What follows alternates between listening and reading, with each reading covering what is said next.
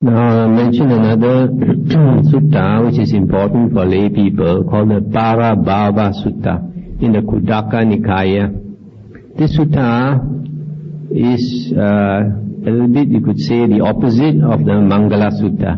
The Mangala Sutta tells you how to get blessings, and this Parabhava Sutta explains the causes of downfall, how people have a downfall, the reasons why people have a downfall.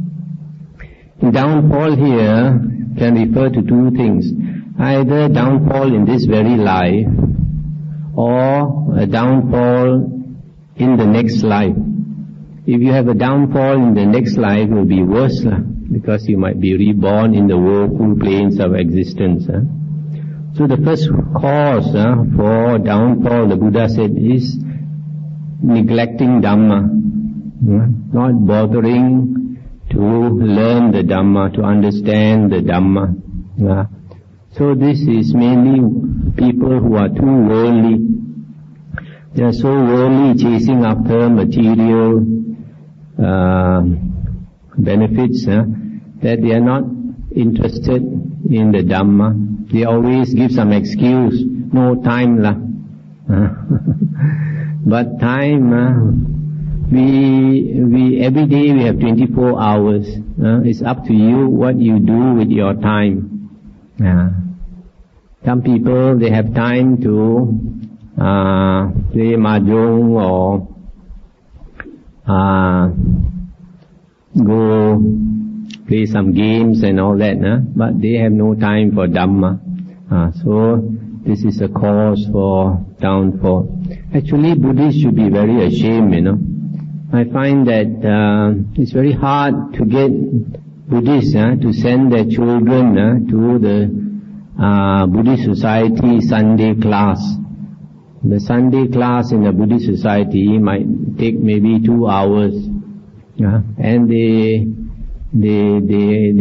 say their children are so busy with homework, with tuition, that they have no time. But you find Muslims, every day they send their children for the Agama class. Every day 2 or 3 hours. It's not once a week, it's every day. So in that respect, we should be quite ashamed. Now another cause for downfall is evil companions. That means friends who are not interested in the Dhamma. If you mix with friends who are not interested in the Dhamma, your friends are going to have a downfall in the next rebirth. And if you mix with them, you're also walking the way to a bad rebirth. Actually, a lot of people, they waste their time, and they don't realize that they're going to have to suffer very much for it. In the suttas, the Buddha said, if a person idles his time by drinking every day, this person is heading for hell. He's totally wasting his time as a human being. It's very difficult to get a human body. If you waste your time drinking every day, getting half drunk every day, chances of going to hell is very high.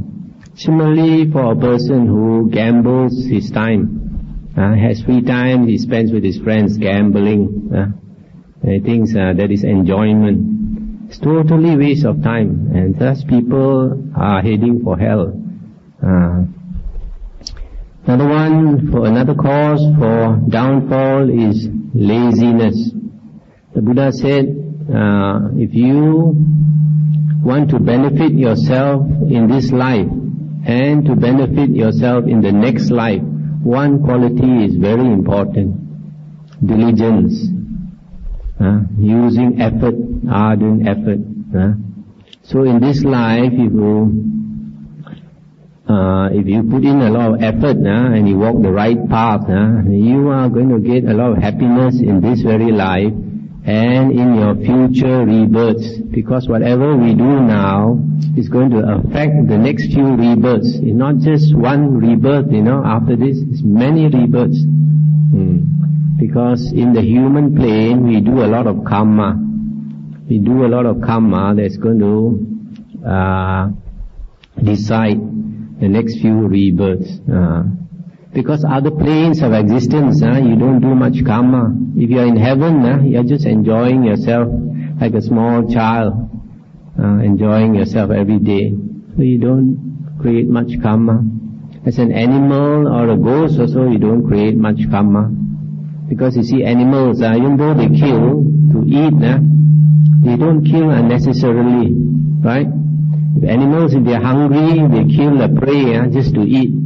They're not like human beings, going around with a gun just to get some excitement, shooting here and shooting there. Not necessary. It's not. Sometimes they don't even eat the animal. They shoot and then they find their friends don't want to eat. They throw away the animal. So this unnecessary killing. But for animals, it's different. So because their intention is not to kill, their intention is just to satisfy their hunger. So they don't create that much karma as human beings. So if we are lazy, we don't help ourselves, and we are going to suffer not only this life, we are going to suffer the future lifetimes also. Another cause for downfall is does not support his old parents. If a person, his parents are old, does not bother with them, and this happens quite often. Sometimes parents can have many children, then the children will be, each child will be expecting the other brother or sister to take care of the parents. Just playing Tai Chi, pushing away responsibility. Another cause of downfall is, the Buddha says here, deceives a monk. Sometimes a monk who keeps the precepts, he does not want to keep money, so he gets some lay person to help look after the fund. And he's called a kappiya, one who looks after the monk's money. And sometimes this kappiya, he makes use of the money without permission. This in the precepts is called taking what is not given. And this kind of action, if you go to a civil case, it's called if you go to a civil court, it's called a CBT, criminal breach of trust. This is a very easy way to go to hell, because the Buddha said, if you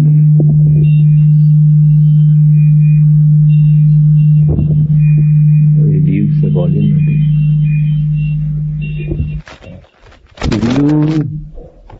If you make an offering to an ordinary person, your merit is not so great. If you make an offering to the Sangha of monks, your offering is very, very much greater. So similarly, if you cheat an ordinary person, your karma is not so bad.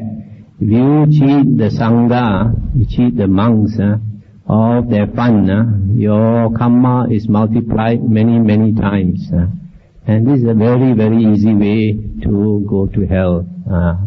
Sometimes people think you have to do a very evil karma to go to hell, like kill a holy man. It's true that is very evil karma. But if you kill a holy man, you may go to hell for millions and millions and millions of years, In the suttas, the Buddha talked about a monk called Kalika, who used to revile the Arahants, Sariputta and Moggallana, because he was a disciple of Devadatta. He used to talk bad about Sariputta and Devadatta, said a lot of nasty things, evil things about these two Arahants. And the Buddha warned him, don't say such things. he continued to say. And then, a few years later, just before he died, his body, boils started to appear, big boils. Then after that he died. He died of this sickness. Then later, when the other monks asked the Buddha, where is Kokalika reborn? The Buddha said, oh, this foolish man, I told him not to talk bad about Sariputta and Devadatta. He's gone down to one of the very deep hells. I forgot the name, a Buddha hell or something like that. Then the Buddha said, he'll be there for a very, very, very long time. And then the Buddha said, the length of time is so long, it's hard to imagine. Then the Buddha gave a simile, like a bullock cart loaded up with sesame seeds. How many sesame seeds do you expect in a bullock cart? There'll be a lot, isn't it? Then the Buddha said, don't know how many bullock carts of sesame seeds. So that is, if you do such a heavy crime, then you'll be there for millions and millions of years. But a lot of people fall into the hells for hundreds of thousands of years. Hundreds of thousands of years. That is quite common. Yeah. And it is not that difficult, People who do things like killing, like some people, they like to go hunting. When they do a lot of hunting, at the end, when they are about to die, then they know they are going to a bad rebirth. And they are shocked, Why? I haven't done any evil, they think. Because they have been taught in such a way that they didn't expect that killing animals is a very evil thing. So, that's one way to go to hell, shooting a lot of animals for fun. Another one is committing adultery. And a person who commits adultery can expect to go to hell. And after coming out from hell, he can expect to be reborn as an animal. And when that person is reborn and as an animal, he'll be castrated many lifetimes. Castrated. And then when he comes back as a human being, people will dislike him, will hate him, because you commit adultery, you break up families, break up people's family. So, it is not that difficult. I know of a supporter, a lady. She told me the father, about a week before the father died, the father was having dinner. He saw this ngao tao ma min, bullhead and horse face waiting for him. I mean, he was quite an ordinary person. You think he didn't lead a very evil life. But many people have reported that their parents, somebody, before they died, they saw this ngao tao ma min. That's why it's so common among Chinese to talk about this bullhead and horse face. So that was about deceiving a monk or the Sangha.